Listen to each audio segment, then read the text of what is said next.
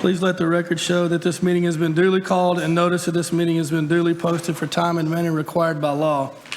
At this time, we will go into closed session according to Section 551.001 Exec of the Texas Government Code.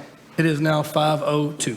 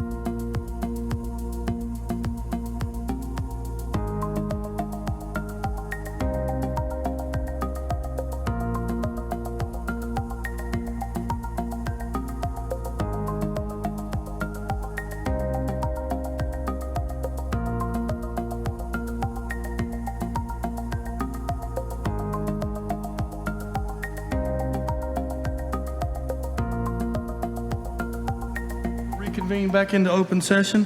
Please let the record show that Mr. McCutcheon and Mr. Schoolfield are now in attendance. At this time, I will have Mr. Avenshine lead us in our invocation, followed by Mr. Starnetter with our pledges. Will everyone please bow your heads? Dear Heavenly Father, thank you so much for giving us the opportunity to come together and lead this school district. Give us your wisdom and just help us make good decisions for the kids of this community, Lord. We ask for your guidance as a people, as we here in Waxahachie, state of Texas, our country, and our world come to grips with this disease that is facing us all. So, Lord, we just ask that you please be with those who have illness, be with those who are affected by illness, and just guide us all. And, Lord, we're just reminded of your strength, your power, your grace, and we just ask that, Lord, that you be with us, guide us, and use us to do your will. Lord, we ask these things in your name of your Son, Jesus Christ, Lord. Amen. Amen.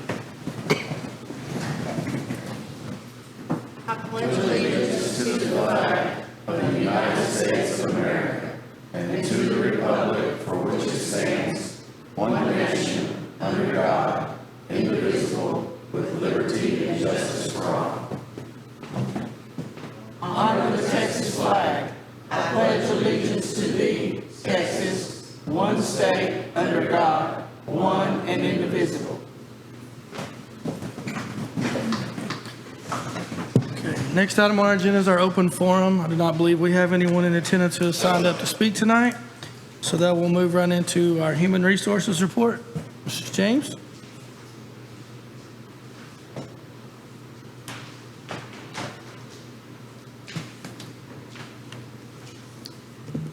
Good evening, Board. I would like to ask that you approve the personnel report as presented by the superintendent. And for those on there, we do have some administrators here as well that were recommended. An administrator. And I believe if this is approved, you have an introduction here. Yes. I move that we approve the HR report as presented in closed session. Motion by Mr. Schofield. Is there a second? I'll second. Second by Mr. McCutcheon. Any other discussion? All in favor say aye. Aye. All opposed say nay. Motion carries 7-0. We have Very Mr. well. Gerke here. He is our Director of Transportation, and I'll welcome you.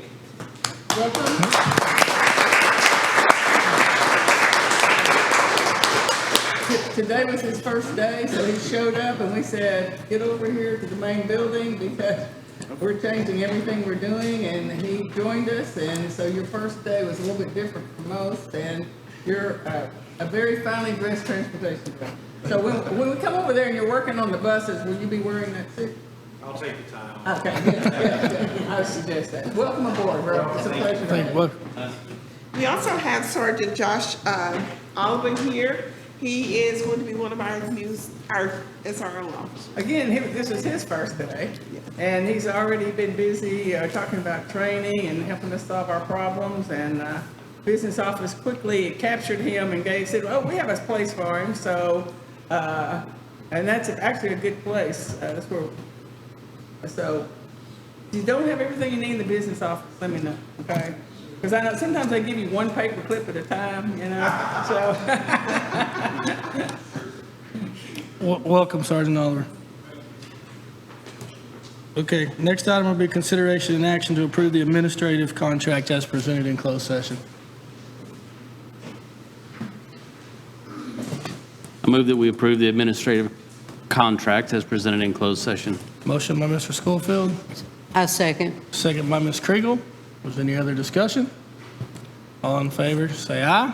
Aye. All opposed, say nay. Motion carries 7-0.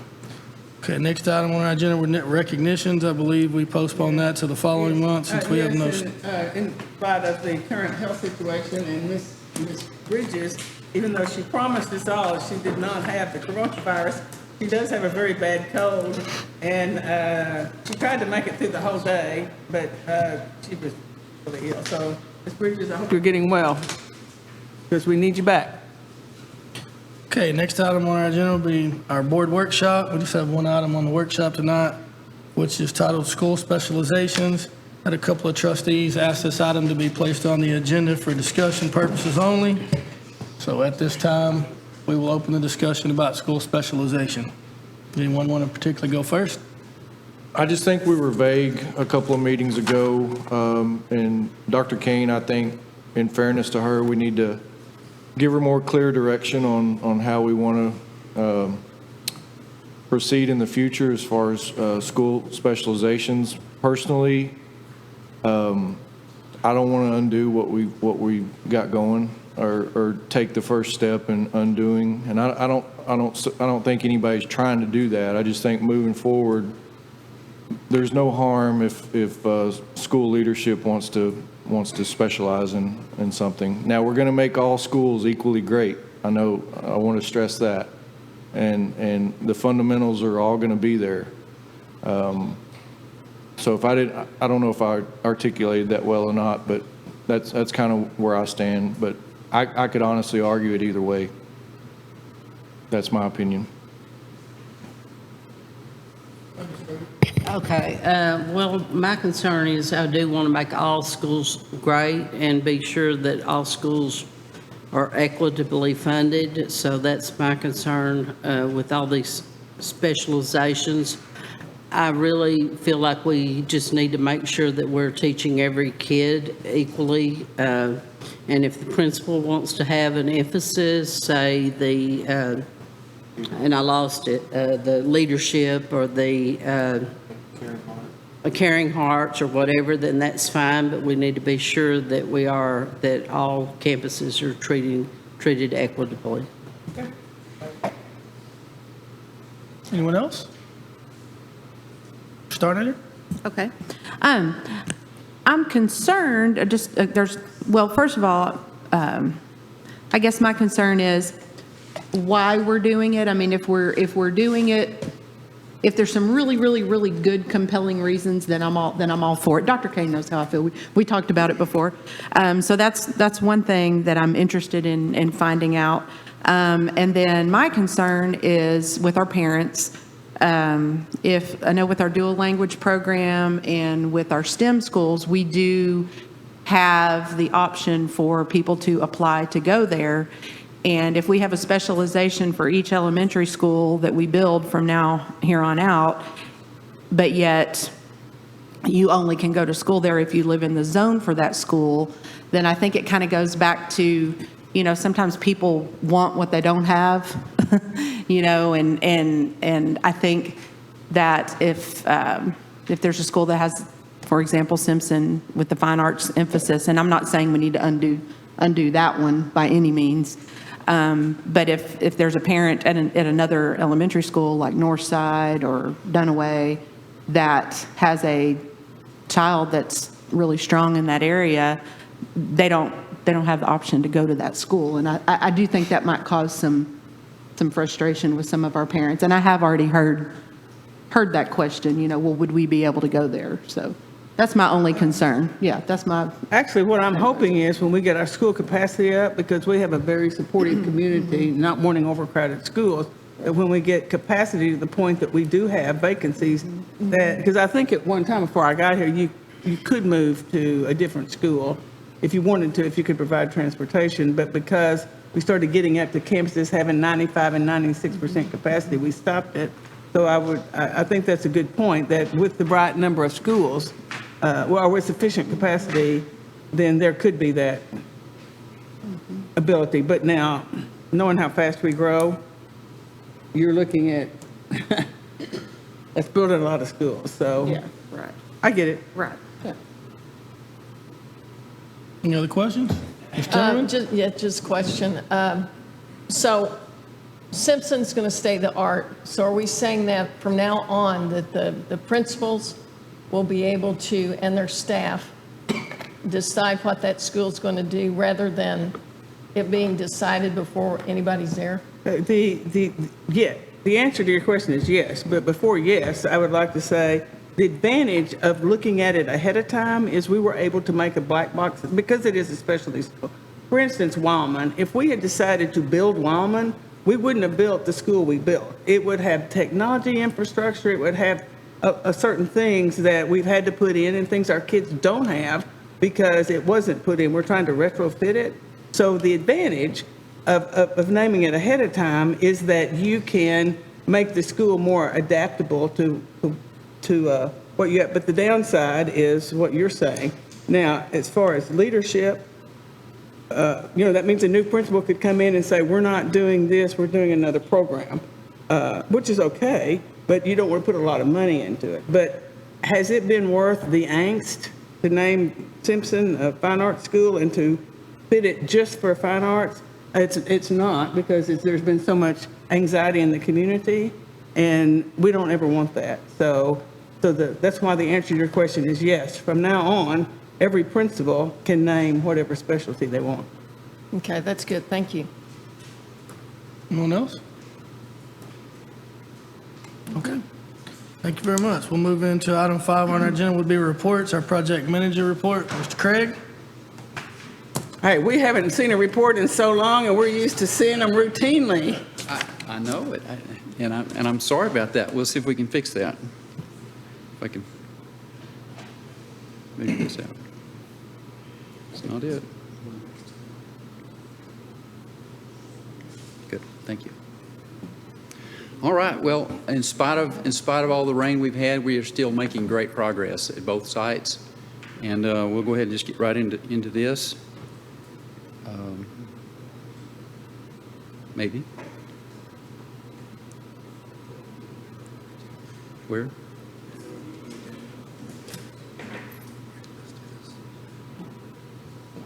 Thank you. Thanks. All right. These pictures are fresh. Just took these pictures today. By the way, good evening, everybody. I didn't say hello. It is, isn't it? And that brick is really turning out beautifully. It really is. That is. It's beautiful, and we'll get the columns and everything in there. It's going to absolutely be a beautiful building. It really is. And so this is in the cafeteria. You can see the ceiling grid is up. It's all painted out. The doors were going in even today, the frames on the west side there. And if you can see in the background on that left picture, all the tile is already in the kitchen. We have seen that before tonight, but all the tile is in the kitchen. All of the restrooms in area C and D are tiled, and as we'll see here in just a minute, tiles on the walls are in place. This is the classroom, and on the right side there, that's one of the classrooms in the first grade wing. And then in the hallway, you can see this collaboration area in the green there, and then all that's trimmed out, and the ceilings are going in right now. So, and there's one of the restrooms in just right outside the music room, and between the music room and the gym in area C. And then this is the corridor on the right side here, also in the same area. If you were to look for this restroom that's on the left, it's right. You see where these guys are here, in the very far with the orange shirts. Right behind them is where that restroom is located. The courtyard is partially done as far as the concrete goes. This was the leave out that we had to. We couldn't finish this because of all of the things that were going on in the courtyard, but now it's getting finished out, and you can see the left picture is from the courtyard looking out, and then this is what's going on under that area on the right picture. And then the courtyard right now, you can see we've got the storefronts in, all of the frames out of the library, which is in the center there, and then out of the mini black box. And on the right picture, you can see in this very center of the courtyard, if you can tell, right in the very center, you see the green. All of that has turf down now, but we've got it covered up so we don't have some numbskull walk across there in muddy boots, and then we have to wash it all down again. But all of that, it's amazing what has to go into there because it has to be drained. Water, when it rains, this is going to catch water, and it has to. And so all of that infrastructure had to go in way back in last May and June, for this, and now it's finishing out. It's amazing to see. Is that courtyard enclosed, Mike? I mean, is it enclosed, surrounded all four sides? Completely enclosed? Yes, it is. It is. This is in Area A, the bottom and top. If you look on the left, this is looking just to the right of the main entrance looking out. I wanted to show this room here. This is a lab. And then in the right, you can see Vista Way, the Vista Way Boulevard. And this is looking out that road from upstairs. It's pretty cool picture. By the way, Vista Way is open now. You can drive down Vista Way. All in Washington is all open. So just as of this week. And there's one of the stairwells. This is on the east side. And then upstairs, you can see all of the mechanicals going in. A lot of activity. A lot of activity. Now we're going to jump to agri-science. And it looks like there's snow on the ground there, but that is actually insulation. That's little pellets that when they put this, it's called EFIS, which is kind of it's an insulation board with stucco on top of it called EFIS. And this is one of the byproducts. That was last week when I took that picture, and now they've cleaned it up a little bit, and you can see the scaffolding's up, and they've got a primer, and so now they'll get that painted out pretty quickly. And I wanted, in the right picture, you can see the scaffolding, but you can see the details that are in there, all the detents and all of this scroll work and what have you that'll be in there. It's going to look really, really nice. And this is on the interior. The drywall is going on. They were taping and bedding and texturing. And you can see this guy on the right. He's in the classroom and he's painting. And we're tying in the awnings between the buildings now. And you see this little green box in that right picture? That has given me more heartburn than anything on this job. We finally got it in. Just Friday, got it in. And so hopefully this week we will have power on at this building. And then the left picture is an interior view of, this is the pig building, the swine building. And then I took a picture of the goat and sheep building. They look very much alike. So one of them you see on the outside with the columns. All of the columns are built, all the brick columns. So it's coming along nicely.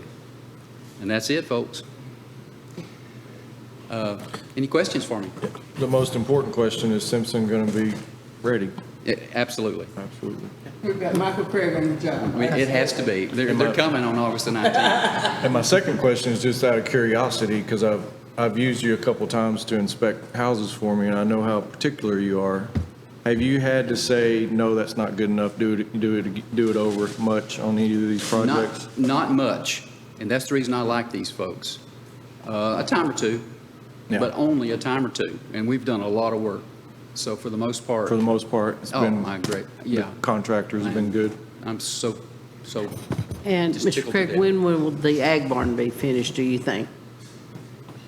Well, if we can get just a little bit of dry weather, we're going to have it done by April the 25th, like we're planning on having our get together out there in a what are we calling it, Dr. Kane? Just a grand opening? Yes. In fact, we have a tentative date, and we were waiting for the Encore. So now that Encore has given us electricity, Well, does that by mean the we end of the can? week, we will. So could we commit to April 25th? That's what we're going to shoot for. Okay, so if shooting the for board April would 25th. tentatively put April 25th, which is a Saturday, 11 to 2, Say what would you think, like 1 o'clock? 11 to 2. 11 to, I'm sorry, I Yeah, didn't. yeah, 11 to 2. And it's not going to be your usual grand opening like you have where this is a barn, an agri-science center. So we will have some critters there. And the board may even be participating in a duck race. We're going to give them a duck each. Cool. More details to follow. All right. And while we're talking about grand openings, and to answer Mr. Rogers' question, the grand opening in August. We haven't sent out the invitations yet, but it is Saturday, August 15th, from 2 to 4. That is right before school starts. But we wanted to also make certain the Simpson family could all be there. And also, Mr. Craig was happy that it's like the day before school starts. Yes. All right. Mr. McCutcheon informed me he won't be participating in a duck race. Last time he chased a duck, he ended up in the hospital. Is that the, so are you, but you can tag somebody else. You could, like, phone a friend, so look out there. There's your friends. Any other questions for Mr. Craig? All right, thank you, sir. Okay, next item, update to provide traffic coverage for WHS. Mr. Alvenshine, how's the traffic been today? How was the traffic today? Genuinely never better. Thank you, Mr. President. Truly, think Daytona 500, open course this morning. You could have just done a complete loop from our high school to Avila Road and just kept on going. When the board says they want us to do something about traffic, we do something about traffic. It's never been smoother than it was today. But in all seriousness, thank you to trustees John Rogers and Melissa Starnader, who expended effort to up our contacts and get with people who could help us. The board, more than a year ago, authorized us at the beginning of the 18-19 school year to utilize extra duty officers. And so we have been in an effort to use extra duty officers, and through this effort and through working with Waxahachie Police Department, actually came up with a better plan. And so Assistant Chief Joe Weiser, Damon James, got with Eric Kyle to work out a plan. Ultimately, the Waxahachie Police Department, now for WISD under the leadership of Sergeant Josh Oliver, we will be able to utilize WISD security officers who have been trained by Sergeant Oliver and his team to then do traffic on the highway. Now, not the true thoroughfare highway, but the frontage roads there at 287 to move traffic along.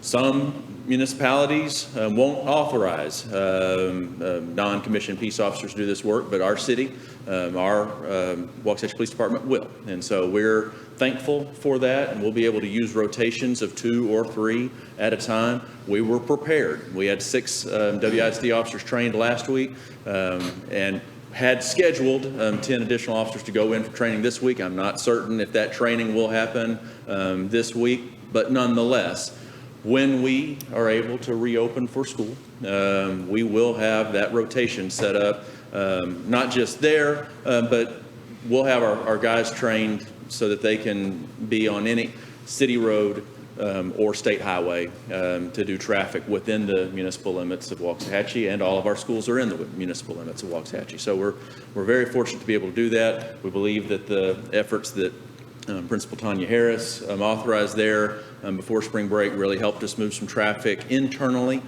So we feel good about the way traffic will flow in all seriousness when we're able to get kids back in school. So, and then truly then at no additional cost to the district other than potentially, depending on once Sergeant Oliver is able to work and look at the schedule of our officers, the potential for some additional overtime to cover that 1 hour in the morning if we can't completely flex everyone's schedule, but substantially less than we were contemplating with the hourly rate of the extra duty peace officer. So we're feeling very fortunate to be able to do that, and we're looking forward, for many reasons, to the return of school as soon as we can do it. But we're looking forward to seeing this in practice to move traffic along as peacefully and efficiently as we can. Any questions?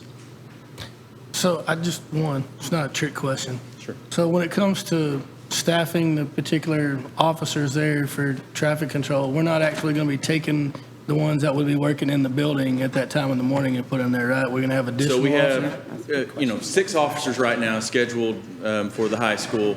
This year, during most of the sports season, we had 4 officers during the, and I'm talking security officers, 4 during the day, for all school day, 2 for a little bit flexible afternoon into the evening to ease on overtime assignments, and then still had always 1 SRO present, so an additional peace officer, and then the second SRO who was in the district oftentimes was at WHS. Well, next year, when we see this in complete form, we'll still have those 6 security officers at the high school.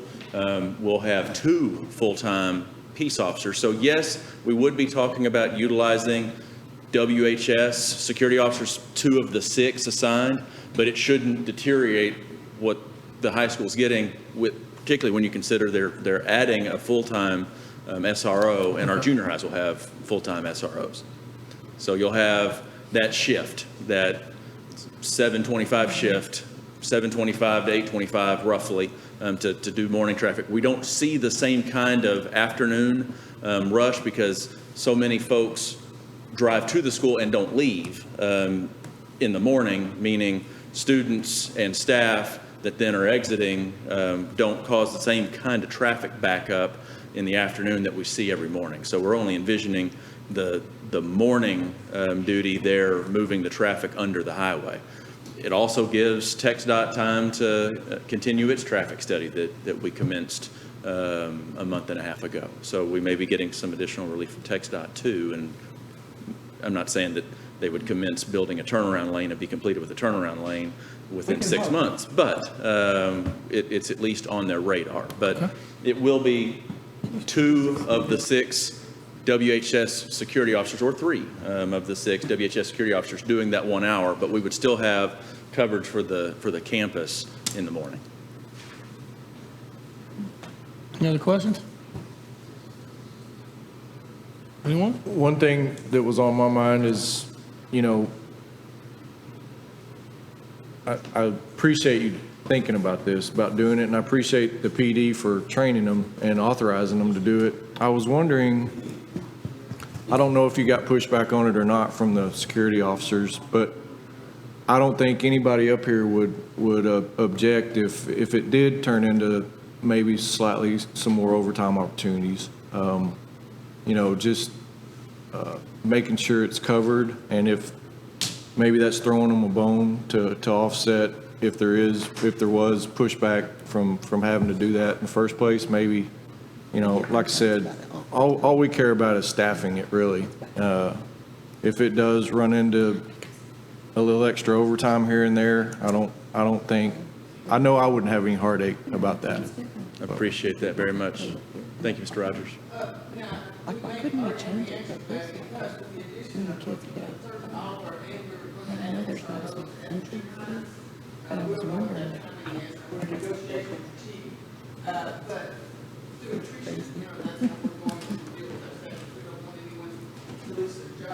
So that would give us extra capacity right there, or a couple of, to have some, of course, if we have an extra person, we typically put them at the high school just because of the size, or maybe at our largest junior high. But so yes, one or the other, either we'll have someone extra there or we will pay overtime before we will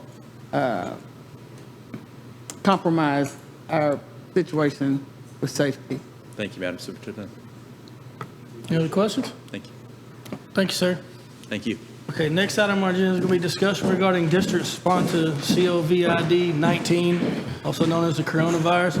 We're going to move that towards the end of our meeting so we can go ahead and complete some other things, just because that discussion could lag on later on in the evening.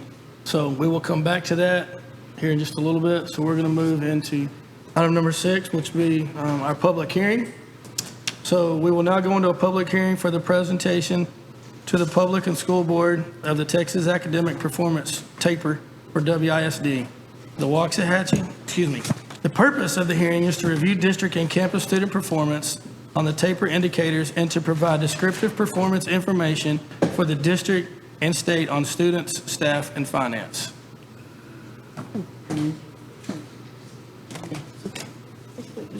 Ms. Selburn, Be all yours. I know what it was. Y'all were excited to hear about a bunch of numbers tonight. Absolutely. Move that up. They've been asking me all day long, please move that up. So, good evening, board. I'm here to present to you and go over a lot of numbers, but they're good numbers. They're numbers of celebration for the Texas Academic Performance Report. So I changed it up a little bit. As you know, the taper is like a 23-page report full of a lot of numbers. And this may be the first time this is ever done, but I put it in a 2-page front and back newsletter type format for you. Tried to put some things in graphs maybe to help out a little bit. So I picked out a lot of the key things that we wanted to go over tonight. What really is taper? Really, it's a report card that kind of shows how our students are doing within our district and within schools in the state of Texas. And so really, if you look over to the middle part, taper content's really into 2 parts. You have your star performance that breaks everything down into star, from your EOCs to the content, to your annual dropout rates, graduation rates. Then you also have the second part of that, which is district and campus profile, that breaks things down into 4 parts. You've got your student information from enrollment to ethnicity, to disciplinary placements. Then you have your staff information from total staff, to the highest degree earned, to years of experience. Then you have your programs for bilingual ESL, CTE, your gifted and talented, your special education, and you have your budget. So going on to the back part of this, that's a little jumpy. Let's see. I'll let you fix that while I keep going. So on the back part of this, what does the data really say? Well, on the left-hand side, you have the ethnic distribution. So the top pie graph is the state. The bottom pie graph is WISD. So for the most part, we're the same, except for the Hispanic population. The state's at 53%, WISD is 34%. For the white population, the state is 27% and WISD is 49%. For the remainder of those are pretty similar. Then the top portion up there, I chose reading and ELAR, but you could look in the taper and you could see this for your math, your science, your social studies. I chose 3 through 8 reading performance, and so this is at the approaches grade level, so that's that passing standard piece. There's also the meets and the masters, but this is broken down by ethnic groups, so what I wanted to really refer to tonight is the all. So if you look at this, grade 3 all was at 84%, and I want to report that every one of these is above the state. So grade 3, WISD was 84%, the state was 76%, so we did 8% better. Grade 4 was at 76%, the state was at 75%, so we got a +1. Grade 5, we had a 91%, the state was at 86%, there's another +5. Grade 6 was a 69% for WISD, a 68% for the state, so we're still a +1. Grade 7 was an 80 for WISD, a 76 for the state, we were a +4. And grade 8 was an 88, the state was an 86, was a +2. So I told you you'd like these numbers tonight because we're performing above the state, and as we go throughout this, you'll see we're performing above the region as well. The middle graph is showing end of course exam for English 1 and English 2. For high school, this is one of the most difficult tests they were taking. And so when you look at this, you go, man, those percentages really low. But I'm happy to report for English 1 for all students, we're performing at 74%. The state performs at 68%. So we're a +6. For English 2, same thing, same scenario. We're performing at 73%. State performs at 68, so we are a +5. So that's we're doing great in the English areas. Again, you can see all this for the math, the science, and the social studies as well. The bottom part is teachers' years by experience. The 2 things that I wanted to focus on were the 6 to 10 years and the 11 to 20 years. What this tells you, if you look at the percentages, we're well above the state in both those areas. So we have lots of teachers with experience and lots of teachers that want to stay in WISD. So I always think that's a great thing to go over. All right, the next part is looking at state regional comparisons, and I should have put the numbers on here, but I'm going to talk to you about this. So we've got WISD, we've got state, and we've got Region 10. So the green bar is approaches, so that's the minimum standard that our students have to meet. The blue bar is meets, and so we're asking our students to score a little bit higher. Then our masters is that master's achievement, so that's the highest that a student can score. So I'm happy to also present to you, and this is all subjects combined in all grade levels. For WISD approaches, we were at 81%. The state's at 78 and the region's at 79. So again, we're above the state and the region. For the blue part, WISD's at 52, the state's at 50, and the region 10's at 52. So again, we're right there with region 10 and we're 2% above the state. The area in yellow is the masters. WISD is 23, the state is 24, the region is 26. This is an area of emphasis and importance that we put on this year, that we wanted to make everyone aware that we needed to pick it up in this area, and I think we've done a really good job at that. That's what's great about the taper. We can look to see what we're doing well, but maybe areas that we need to improve in just a little bit. Graduation rates are the middle part. These are lagging indicators. What does a lagging indicator mean? It means it's behind. It could be behind a year, it could be behind 2 years. So when we look at this is 2017, 2018 graduates. What I'm happy to report to you, based off those graduates, 82.7% of WISD students are graduating with what's called a distinguished level of achievement. What does that really mean? It means our students are graduating with a 4th math and a 4th science. So they're graduating above what the state requires, so our students are well on their way that they're college and career ready. So the state was at 78.3%. I'm also happy to report from this taper that majority of WISD students are graduating with an endorsement, so they're college or career ready. The bottom part of this is SAT and ACT comparisons. And I'm sorry I missed my symbols up here. The top part's ACT, the bottom part is ACT. This is also a lagging indicator, so this is 2017, 2018 data. But if you'll look on the left-hand side, that's state, the middle is region, the right-hand side is WISD. And I'm not going to go over all these numbers, but you can look at them. Every one of them, and for SAT, for all subjects, ELAR, and math, we are performing above the state and the region. Look right below that, same thing for ACT. The left column is state, the middle is region, and the right side is region 10. You can look at the numbers there. All subjects, ELAR, math, and science, we're performing above the state and the region. Over on the right-hand side is our advanced academics. It's our advanced placement, our AP program. This is participation, so I did not pull actual how students are doing, because I can tell you the students that are taking AP exams are doing very well. What we need to work on and get up is our AP participation. So you can see based off what the state is, and the state's the left-hand side, the region's in the middle, and WISD is the right-hand side. That's an area of focus this year. I know Ms. Harris has also been working on that on her campus to get this up. This would also probably be a good discussion to have. I think part of the issue that a lot of our students don't take this is because of costs. It's about $94 an exam.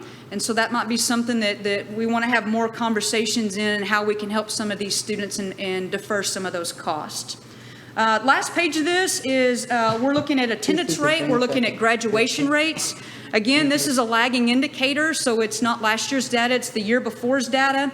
As you can see, based off the district on attendance, we're right there with the region. We're right there with the state. In fact, for the 17-18, we performed just slightly above.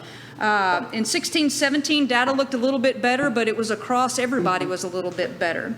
Then if you look at 4-year longitudinal graduation rate, we were at 90.4%.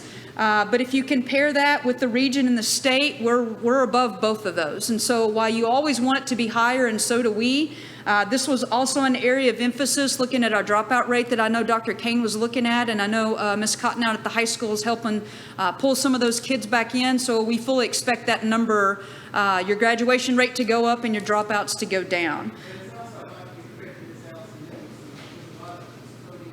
Yes. Changes Ms. Harris has made with, so thank you to the teams, because some of it, the work they were doing wasn't being noticed. So again, this is kind of the good thing about taper. It gives us a report and helps us out on some of those things that we need to work on. That 5-year longitudinal graduation rate, what that does is it allows you to pick up those kids that maybe dropped out that came back to school, or maybe they dropped out but they haven't quite finished their GED yet. So we're able to get some of those students back that go into our data. 2 more things left that I want to go over with you. One is academic growth. What is academic growth? Academic growth is based off STAR test and math and reading. Why do they only choose math and reading? It's the only 2 tests that students takes every single year. And so what the growth looks like is it's comparing, did a student grow from one year to the next? For example, did a student grow from fourth grade to third grade, from fifth grade to fourth grade, and so on and so on.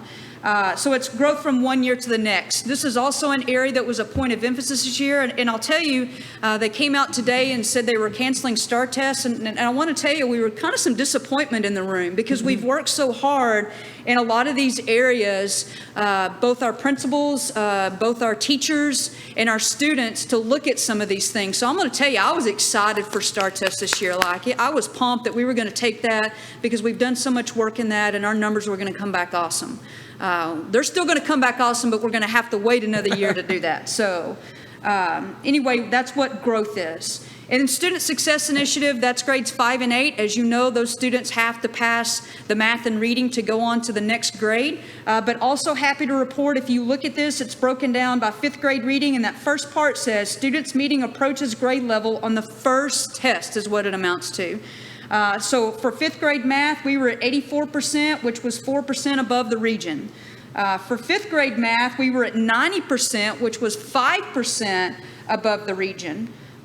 For grade 8 reading, we were at 81%, which was still 1% above what the region was doing. And for grade 8 math, we were at 84%, which was equal to what the region was doing as well. So as you can see, a lot of good things to celebrate tonight.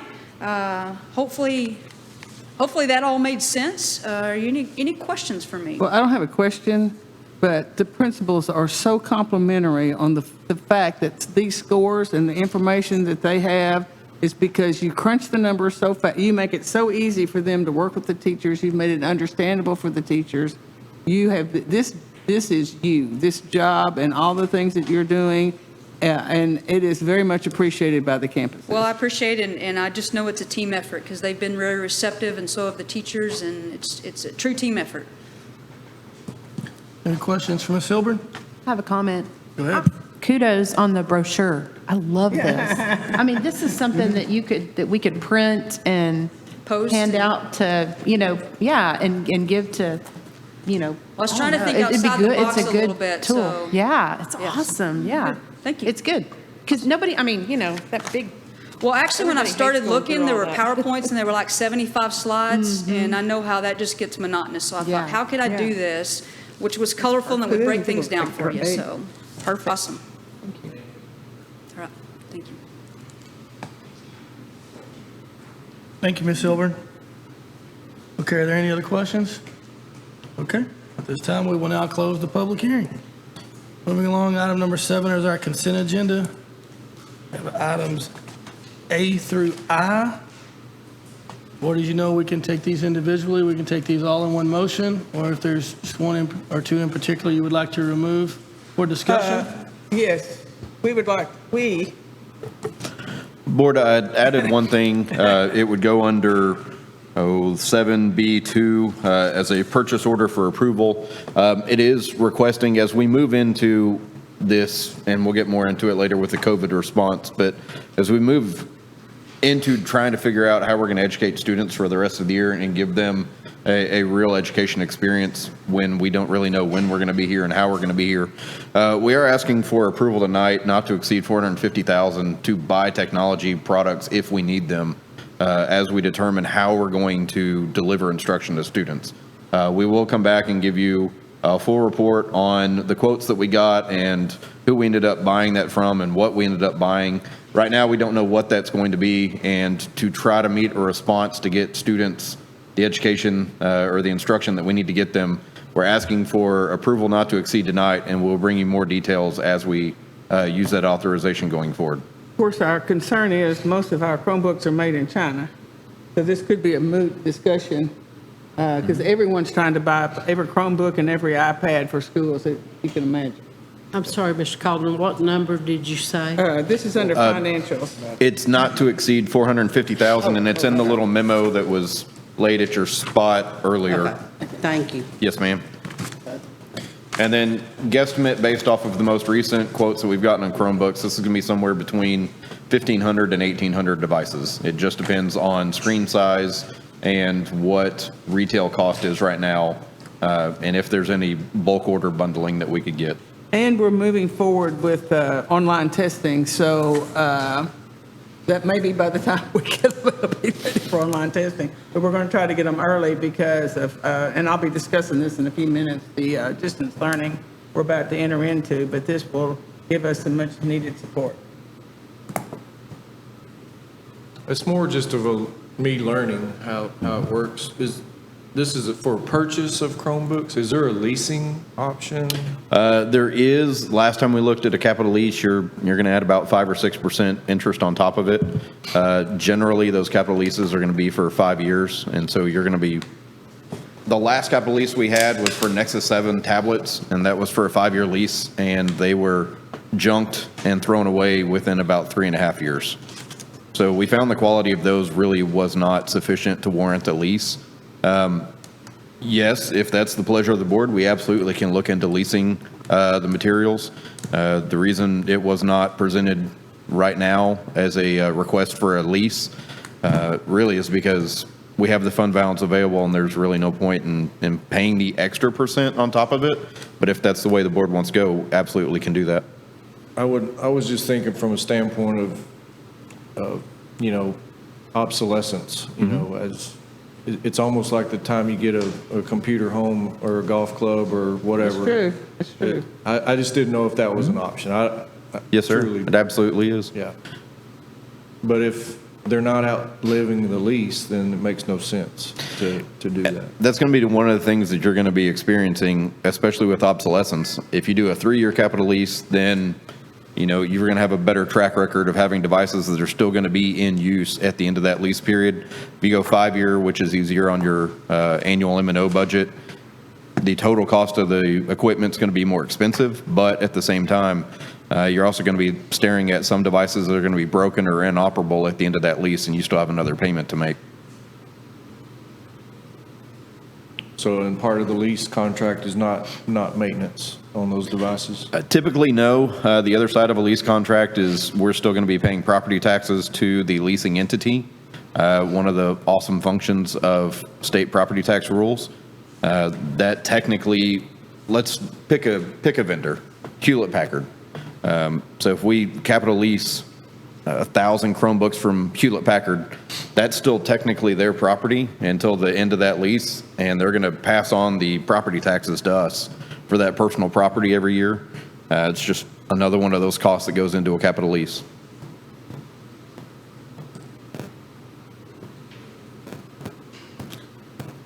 Any other questions or comments about something on the consent agenda? Okay, at this time, I'll entertain a motion to approve the consent agenda, items A through I. So moved. You want to start there? I'm sorry. Motion by Mr. Starnader. Is there a second? Second by Mr. Schofield. Is there any other discussion? All in favor, say aye. Aye. All opposed, say nay. Motion carries 7-0. Okay. Item number 8 will be our action items, be consideration and possible action to declare a delivery method for the 2020 bond project. Mr. Calden.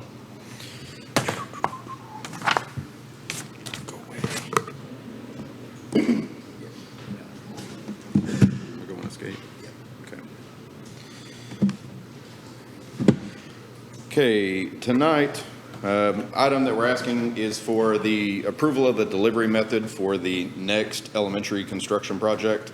This is contingent on passage of a bond. According to Government Code 2269, if we are not using the competitive bid method, the board has to declare the delivery method before we can advertise to get someone on board. And so we don't want to use the competitive bid method, and I will explain that real fast. Competitive bid, you put something out, you get a response, you can't make changes. If you don't like the response, so if we decide we needed to move a wall, we can't move the wall because that was not part of the competitive bid.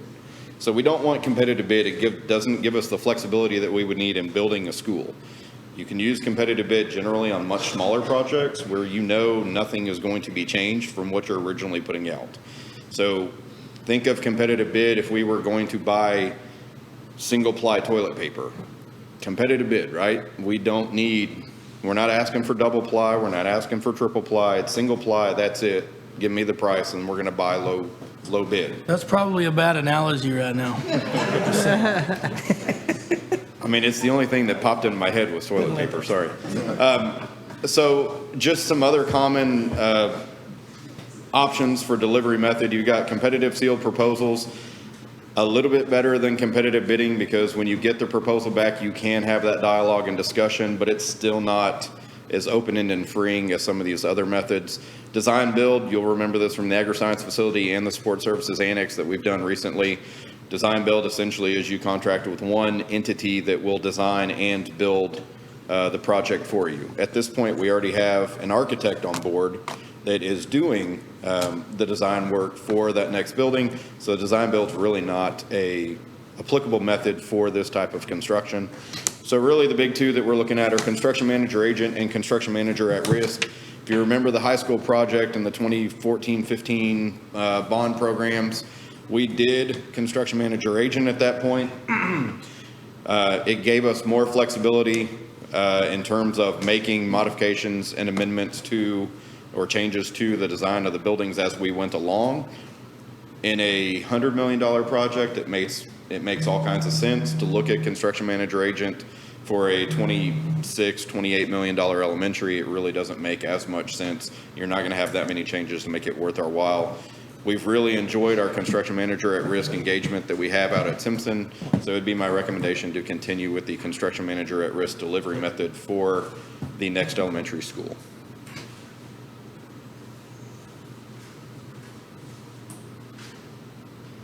Questions for Mr. Calden? None? I have one. Were you happy with how this went on this current build project at Simpson? Yes, sir. I've had no complaints. Okay, at this time, I will entertain a motion to approve the construction manager at risk delivery method for the 2020 bond program and subsequent projects through June 30th, 2024. So moved. Motion by Mr. Rogers, second by Mr. Schofield. Is there any other discussion? All in favor say aye. Aye. All opposed say nay. Motion carries 7-0. Thank you, Board. Very much, sir. Okay, we're Hey, gonna go. Dusty, just out of housekeeping, was the amendment for the technology, was that included in the consent agenda? Gives a consent agenda under the amendment, Under the financial report for budget amendments. 7B2? 7B2, yes. Okay. Thank you. Did you get one of the memos? You should have It should be over here. that one. Okay, Do you get You one? do a good job of summarizing this meeting. I need you to have all the information you need. just making sure. Okay. Okay, so we're gonna go back to item, let's see, where are we at? Would be I've heard more questions. 5C. I'm gonna- Okay, item 5C, discussion regarding the district response to COVID-19, also known as the coronavirus. You gonna lead that discussion, Dr. Kane? Yes, sir. Okay. First of all, some of the things that we're going to talk about, instead of doing all staff or all students, because I know we've got parents and we've got staff members, some of this is going to mesh. We worked with our principals and directors all morning. This was not a day that they had to work, but they showed up because we are off this week as extended spring break. Because our calendar had extra time in it, this is not time that has to be made up by the staff or by the students. So I know there have been a lot of questions about that. I know our first concern that we have is always with student safety, be it physical safety like the safety and security, or even their personal safety when it comes to food and their personal needs. So I'd like to start with our food program, which is actually the first item we discussed this morning. We are going to have 3 sites. I know I talked to y'all last night about, or I texted you 4 sites, but we did get permission to have remote pickup. So that reduces us to 3 sites. At the sites, right now, we're going with cold food, which means the 3 sites, which is Turner. Okay, we canceled Dunaway. Okay, and Finley. Okay. At those sites between 7 and 11, starting Tuesday, the 17th, tomorrow, from 7 to 9, you can pick up breakfast and lunch. But from 9 to 11, you can just pick up lunch. So if they come at 7 in the morning and they want to go ahead and pick up lunch, also, we're not concerned about who's on free lunch and who's not. For this, the state and the feds have given us permission not to worry about that. So what we will do is we will look in the car, because this is actually going to be a drive-through. We will look in the car, and if they're between the ages of 1 or 18, they will get breakfast and our lunch, depending on the time. And that is every day, 5 days a week, until this situation has resolved itself. We also, there's a backpack program we have. We discussed that. Ms. Robinson is getting the names from the counselors. We'll be using transportation to get that to those students for the weekend. And somebody, didn't she say there's like 600 or 700 kids on that list? So we're not going to be letting those students and families down. So that will continue, as long as we get the food from North Texas Food Bank. So any questions? It may be better if I just say, are we good on the food thing? Any clarification or anything? What's the location? Wedgeworth, Turner, and Northside. I actually had it written down here. I have one question. Originally, we were going to do pickup or allow them to eat there, so it's. Right, yeah, but now we have gone for other reasons. Now, we can change this, but because this is an ever-evolving picture. I think because we wanted the remote sites, and actually, we will be speaking with the fire department. What we would do is we would bring you a certain number, and all you have to do is verify how many 1 to 18-year-olds were given breakfast and breakfast or lunch. So if we can have our 3 campuses, and I don't know, did she say how many remote sites we want? But we'll be setting that up. I don't remember us You don't remember the coming remote up with a site? final number on the remote sites, no ma'am. But so, and if we find out that the remote sites aren't popular, or no one goes to Northside, everybody's going to Turner or Wedgeworth, we'll change that, because our goal is to get the food to the students. Now, if we find out we need more, we will make sure. Actually, we're going to probably have our security people there. We will have a lot of staff there, so it's literally a drive-through. It's 1, 2, 3, 4, 5, 6, thank you. 1, 2, 3, 4, there's your 4. So, and we're starting it at 7 for parents who work to get there, but they've got to bring their children, but they don't have to bring them inside. Now, the downside to that is it's not hot meals, it'll be cold meals, but there was an upside to it. But I think the upside was, let's get this started as soon as possible.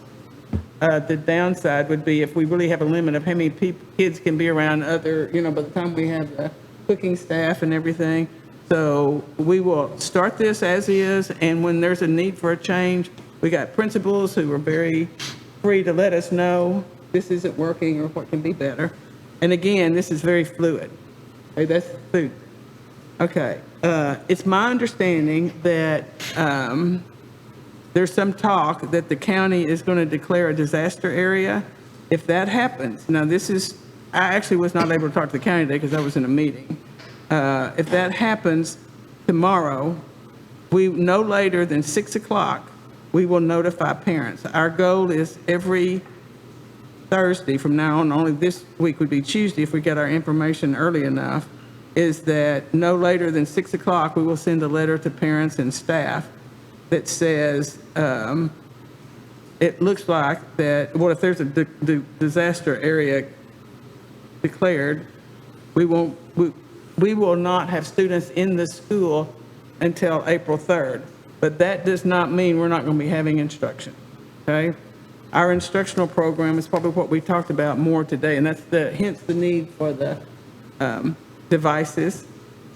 Let me get back to that in a second.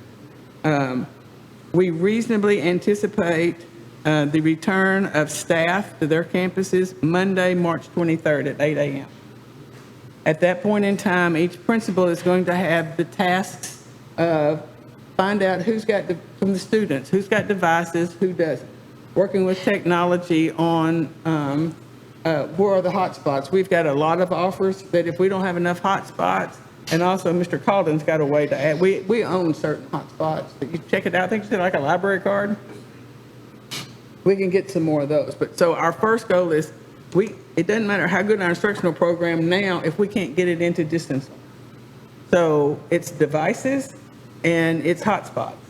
So we've got we got people working on that. So Monday, when the staff returns at 8, they will be setting up their own program. Now, we've been talking about different ways to do that we thought would be good to do instruction.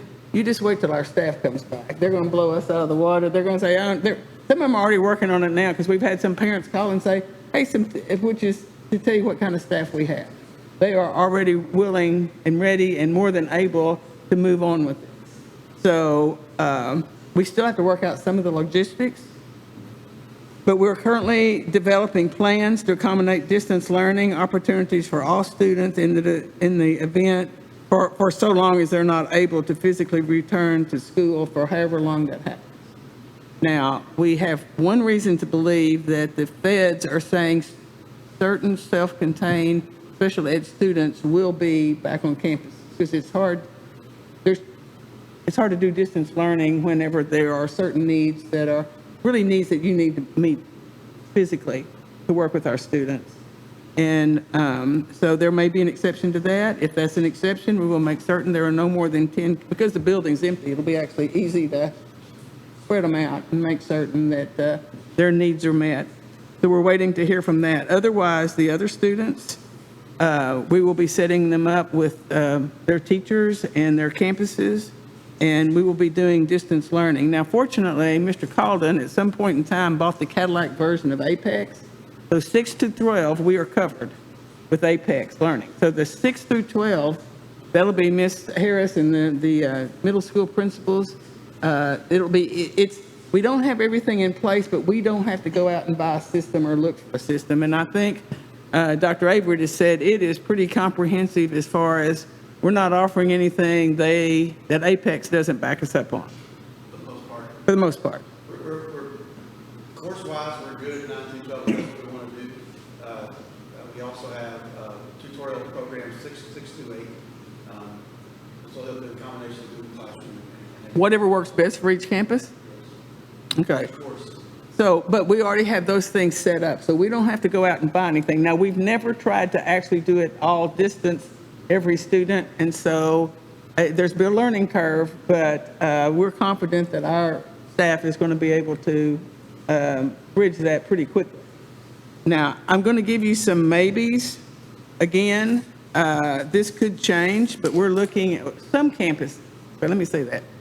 Some campuses are looking at, should we have teachers working from 7 in the morning till 7, 8, 9, 10, 11, till 1 or 2, and then another set working 10 to 6, and then another 1 to 9, because a lot of times our parents aren't going to be home till in the evening, and they could help.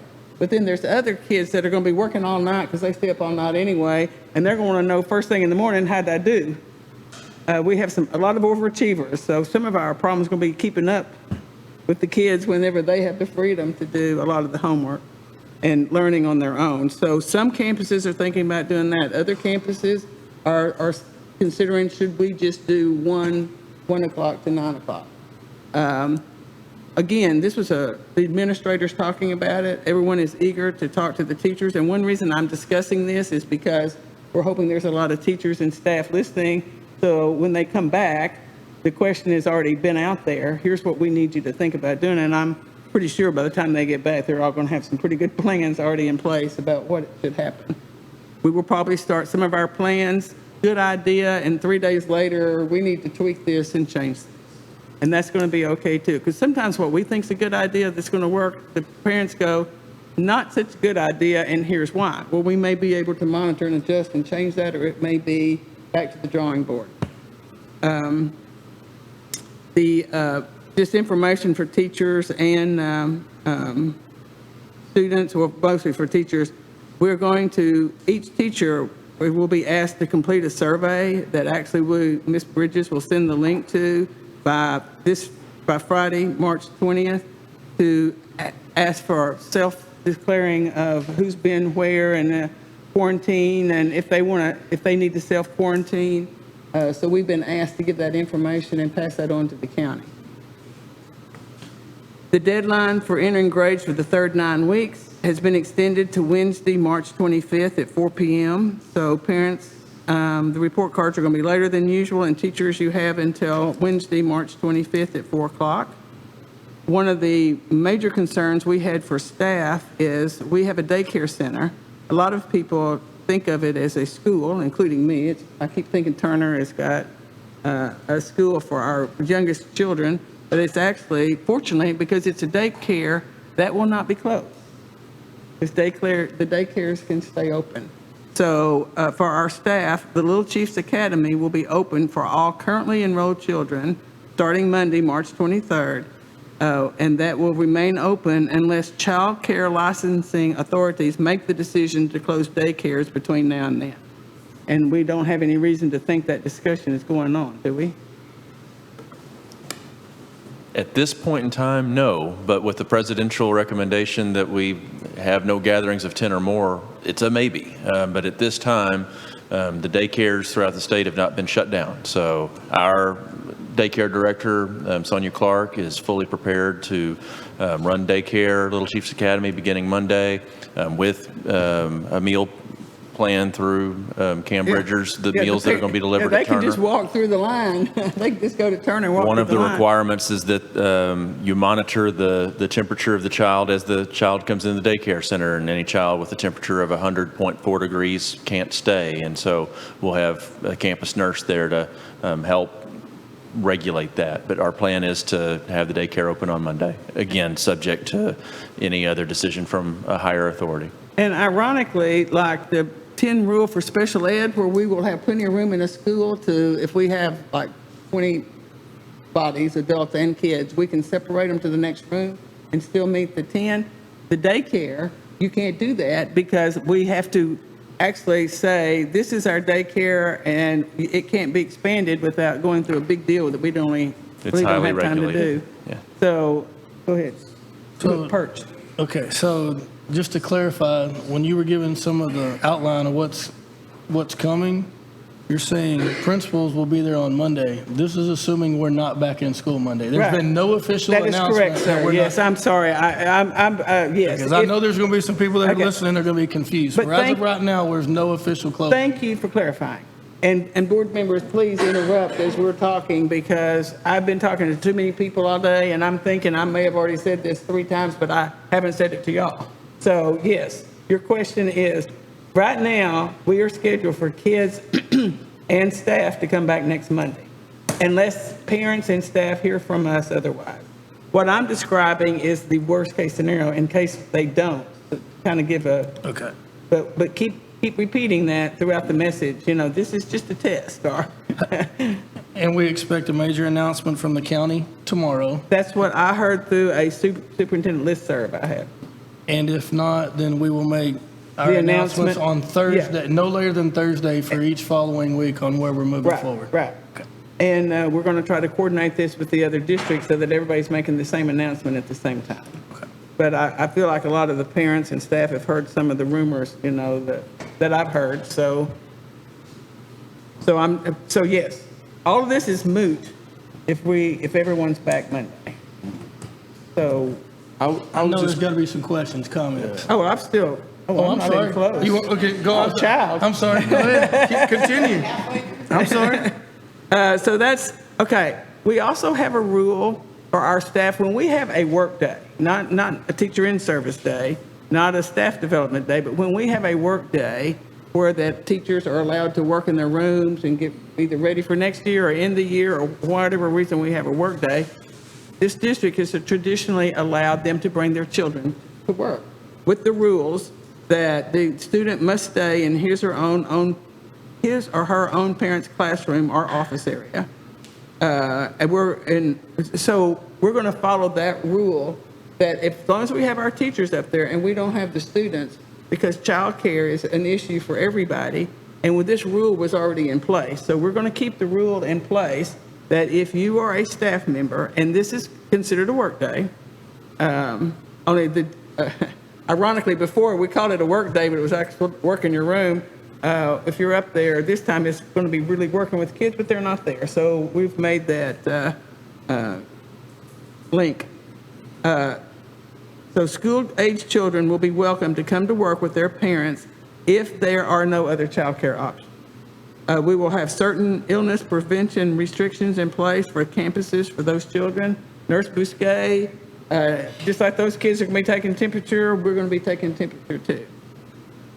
A student must stay in his or own parent's classroom or office area. They are not allowed to use the water fountain because everything's been sanitized, so we're asking them to bring their own water. The parents must accompany their children to the restroom so that we can sanitize the restroom with each use. Nurses will randomly check temperatures of students and staff members, and then anything else Nurse Bousquet wants to add in the meantime. And we're also asking, due to this extended week of spring break, that we advise all staff to stay close to home and limit exposure to any illness. Yes. Will all the rules and everything be posted on the website for everyone also? Actually, there's a reason this is already written out. I told Ms. Bridges as soon as this part of our meeting is over, she's to hit send. And I bet she's standing there right now. I've been okay? communicating with her, and she's ready. Okay. Well, tell her to hang on another minute. I did. So yes, ma'am, this will go to all staff, so they will know and be timely communicated with.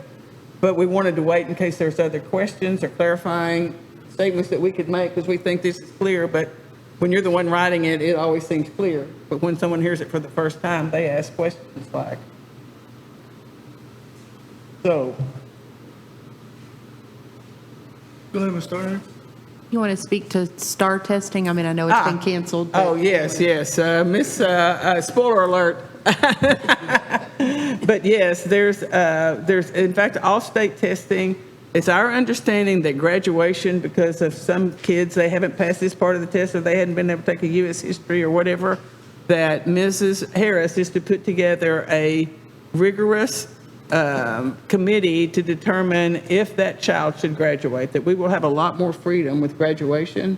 And so Ms. Harris has got her committee together, and if she feels like they were given every opportunity and they were wasting time, she may not let them graduate, or she will not let them graduate. But if she feels that they did everything they could and things that they weren't able to is because they really didn't have the opportunity, then she has the authority to make them able to graduate. That was my question. When does the power get removed from us as far as decision-making? Well, actually for that, the commissioner, now, he hasn't sent me anything, but I listened to the commissioners, and when he says, this is what we're going to do, he won't then change that part, because we get on a track, it's hard for us to move quickly, because we're such a big organization, there's so many rules. So when the commissioner says the graduation committee is in place, then that means, one, he's thinking we're not coming back, which goes back to what you're saying. Everyone's thinking we're not coming back, but they'll come back Monday if we're able to. But everyone's acting so much like it's going to be at least April. Yeah, the conference call that I was on today led me to believe they've already made that decision. Graduation's going to be committee level only now. Right, and because they can't change it. They can't wait till April and say, okay, now you got to go back to the other way. If they're going to stop that testing, they need to stop it now. In fact, I think Don got instructions today that were probably sent on a timed thing, send this out this day, that they weren't able to stop, saying, here's something about the test. Well, the test today was called off. So it won't come to a screeching halt, but there will be no EOCs, that the state testing, STAR testing, we're not having that. What about, go ahead. They've already canceled SAT and pushed it. They've already canceled ACT. I saw some information on AP. They're looking at maybe doing some resources out to kids for AP, and maybe they can take it at home. That's the first I've seen on that. It was probably an hour ago. So, Of course, Global's in the best shape because there's so many. What about? They did say that they were going to work on some accommodations for the SAT and ACT. That was at the very beginning stages. Is that the information you got as well? well, they canceled them right now. Right, but they were trying to make some accommodations later, at a later date. That was coming from the federal level, if I'm not mistaken. What about, I'm maybe getting ahead of myself, but what about ceremonial type stuff, graduation? Well, we're going to reschedule the job fair. That's already been rescheduled. Did we ever pick a date? April 18th. Oh, I knew that. I knew that. It was set for March 28th. Now Okay. will be set April 18th. And that now we're holding off on changing the service awards gala, the 2 senior honors breakfast, because if there's a rule that only 10 people can be there, we can't have any of these. So as soon as that rule changes, now the good thing about the Agri-Science, the Agri-Science Center dedication and job fair is it's on our property, so we can in a heartbeat. It's unlike the Civic Center. We can't just say, okay, we're going to have that next week. Someone else may have it. Now, if worse came to worse, we could have it next week. We try to have it at a special place. Before we would not have it, if we can have it, we would have it at our place and just say, in the future, we're going to go back to the Civic Center. Going back to my original question, when does that power of making those decisions get The removed? things, okay, The county judge makes a declaration of, Oh, no, that's the county thing. Okay. Okay, there's 2, okay, I'm hearing 2 questions. One is the ability not to give the star and that we have this graduation committee, that's already been given. Who's going to be in school when? Right now, we are having school Monday until we're told not to. Now, we have reason to believe, from the way everybody's talking, that we're going to get a call tomorrow that's going to change that. Okay. We just don't know that. If they call tomorrow and say, hey, give it another week, we'll give it another week. If they say April 3rd or April whatever, then that's what we will say. Because the county judge, even a commissioner cannot close down a school district, but a county judge can. Or the mayor. Or the mayor. Or the mayor. So, yes, those are kind of running on 2 different tracks. So that's why, but the teachers are coming back Monday regardless, because if the county closes the school, our teachers have their own runs. sure. And there's a lot to do as far as distance learning. Right, and we can keep them apart, so we can do the distance thing. It's not a gathering, because they're all going to be working. So we will have, our school, for our staff, will be Monday for all staff. And we are going to find meaningful work, because the commissioner said, if you will do a good job of distance learning, we will pay you your average daily attendance, because that's important to us and able to keep our staff. Because even though our first thing is safety, the second thing is getting as much learning in kids. But I know this board and the community, and what's important to me, and is that our staff be confident that they're not going to lose their job.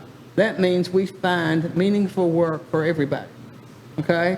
You may not be in the job you were in. For example, we don't need, 18 aides at Turner? So she's going to keep 9, no, it was actually, she's got 36, because we got an aide for every classroom. So she said, here's 18. Well, we can put an additional hands on each campus. The aides can be copying stuff while the teacher's doing other work with students. So we're going to do meaningful work for everybody. It's going to be different work. Now, if certain people quit, like let's say some of our custodians left, we probably aren't going to replace them, because right now we wouldn't need a full staff of custodians. But as long as we have them, we will be using them, and we'll probably be in different ways. Things we may not wash down usually, we may be washing down walls or doing things that's above and beyond that need to be done, but we just don't ever seem to have time to do. I think our new transportation director is looking at different things that we finally have time at transportation, because we bring in our drivers, they bring them in, they have just enough time to get your keys, sign in, get on the bus, get it warmed up, do your pre-trip check, and leave.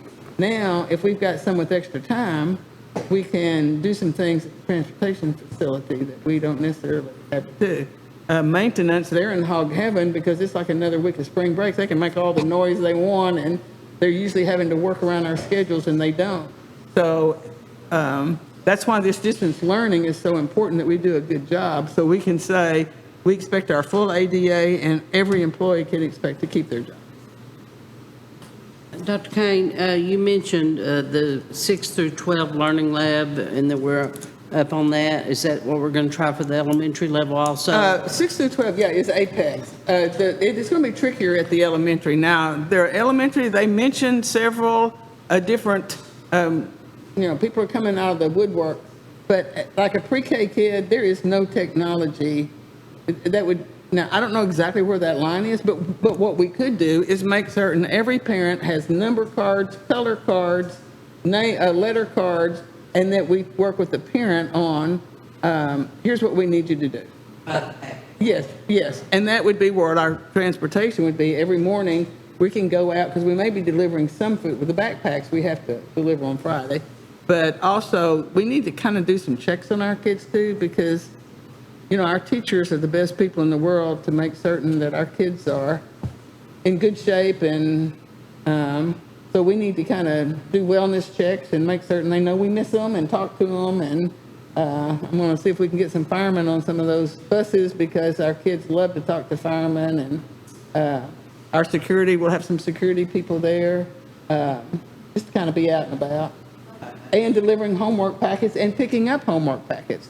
Probably for pre-K, K, and 1. Now, at 2, Ms. Mott, Dr. Hope, what are you seeing at the elementary?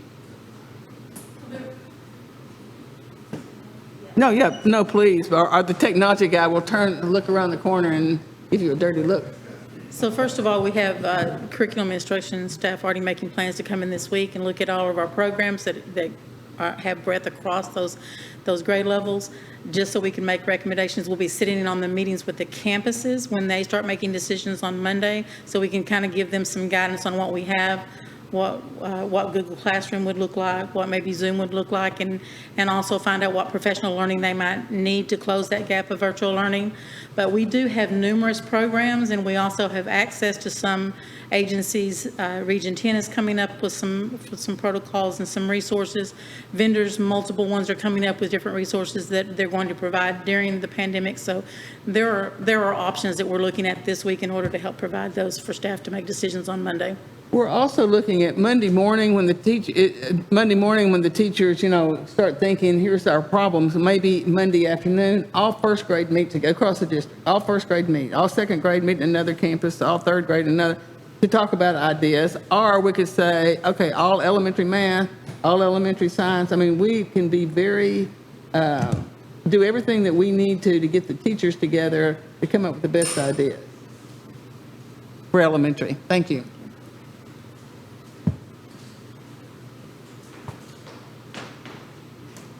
Any other questions, comments? I know y'all got to ask. I got some. No. I'm telling you, I guarantee you, online people are saying, why don't they ask that?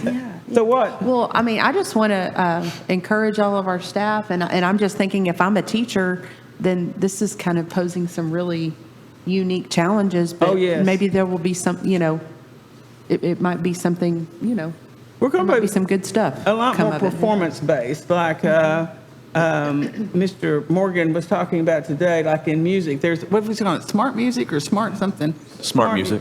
Smart music, that the students could, okay, here's what we need you to play. They play it and record it and send it to Rich Armstrong.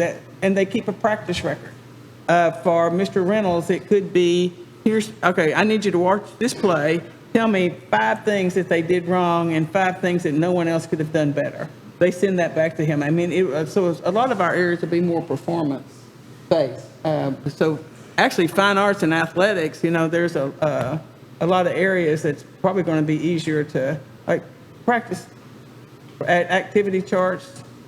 Even elementary music, they were talking about some things that elementary music was going to be done. It sounded really interesting. Ms. Timmerman? Well, our teachers aren't waiting until Monday. I know, some of them are already sending out lessons. They have already sent emails to their students with work, and the young ones are very excited. I don't know about the older ones, but they're saying, finally. Yes. And we have such excellent teachers. They're going to rise to the challenge, and our kids aren't going to lose out on anything. I think some of our biggest problems is going to be like, okay, what happens when something breaks down? Okay, again, that's why we need the buses going out there, and that's why Mr. Calden needs extra Chromebooks. We can't give out every Chromebook we have because we don't have the technology staff. We've got the teaching staff. Now, that's again when we may pull of our technology class from the elementary. Those technology people may be actually housed at the technology center so that the people who, I mean, some of them are probably more skilled than others. We find out where their skill levels are so that who can work on a computer, who can figure out who can talk somebody through a problem on the phone, a kid or a parent, because so much of this is technology dependent. We're thinking about, should we set up some kind of homework, not it would be homework, but work hotline, I mean, for the parents, because we're going to have parents who are really wanting to help. And I don't think it's that they don't know the answer. It may be, I'm not understanding what you want us to do, that kind of stuff, because we're not. So we need to be able to answer parents, because our parents are going to be key to our achievement. We will be after kids that aren't turning in assignments timely, because that's going to be, I mean, we have some kids now who aren't turning in work, but a principal can go, okay, no, you're going to class, come on. But we're not able to do that. So we'll have to be working with that and maybe do some home visits and talk to parents and say, do you understand your child's not turned in one assignment in 2 weeks? In fact, we probably need some kind of feedback to the parents. Now that I think about it, that if we could somehow have something every day that says your child's work is in or something, I don't know. Again, another thing for us to see what we can do to enhance this. Anything else before we adjourn? I'm just going to make a quick comment. This will be to board members, administrators, teachers, staff, everyone involved. This is a life-changing event. I don't think any one of us have ever seen anything like this Or before. even thought it would happen. And we will probably never see it again, but Oh, I feel safe in speaking for the board that the 7 plus Dr. Kane, the 8 of us are here for everyone in the district, and we're going to do whatever we have to do to get everyone through this, from our students to our teachers to our support staff. So we're in it with everyone, and we're going to see this through to the success of WISD. Oh, for Jenny to send? Okay, everybody who's ready for Jenny to send this out, give me Mr. Alvis. Oh, she's probably watching. Okay, send. Okay, yes. Ms. Kriegel, that has been sent to staff. Okay, at this time, I'll entertain a motion to adjourn. So moved. Motion by Mrs. Kriegel, second by Mrs. Timmerman. All in favor say aye. Aye. Opposed say nay. Motion carries 7-0.